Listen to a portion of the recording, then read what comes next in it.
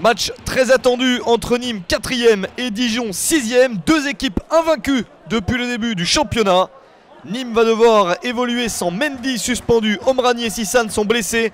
Mais l'attaque Maoulida, Nouri et Koura est bien reconduite. Du côté dijonnais, Souprayen est suspendu, Romain Amalfitano, Paille et Diallo sont blessés. Mais Gastien et le petit jeune Loïs Diony, qui s'est déjà fait remarquer depuis le début de la saison, sont titulaires. Et l'ouverture du score est dijonnaise après 12 minutes seulement. Quelle frappe de Romain Philippotto, c'est déjà son deuxième but de la saison.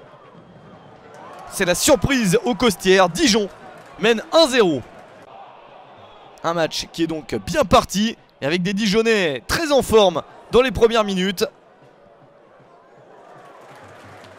Les 20 premières minutes sont dijonnaises et Nîmes a du mal à se réveiller. Avec encore ce ballon dans la surface, il est dévié à bout portant et le gardien qui plonge pour sauver son camp, le jeune gardien de Nîmes, Mathieu Michel, déjà très sollicité. Mais pas de deuxième but dijonnais, ça permet aux Croco-Nîmois de partir à leur tour à l'attaque avec cette belle ouverture vers Touafilou Maoulida. La frappe est réussie, l'égalisation à la 26e minute, la première occasion est la bonne pour Nîmes. Deuxième but de la saison pour Maoulida qui est en train de réussir ses débuts sous ses nouvelles couleurs. Mais Dijon continue sur son excellent rythme avec un nouveau ballon dans la surface de réparation. Le centre légèrement en retrait, la défense nîmoise réussit à se dégager. Une équipe de Dijon qui tient à la mi-temps en échec l'équipe de Nîmes sur un score de 1 but partout. Dijon en confiance après sa qualification pour le deuxième tour de la Coupe de la Ligue en semaine. Un 2 buts partout sur la pelouse de Tours, mais un succès 4-2 au tir au but. De son côté, Nîmes a été éliminé en perdant 2-1 sur la pelouse d'Angers.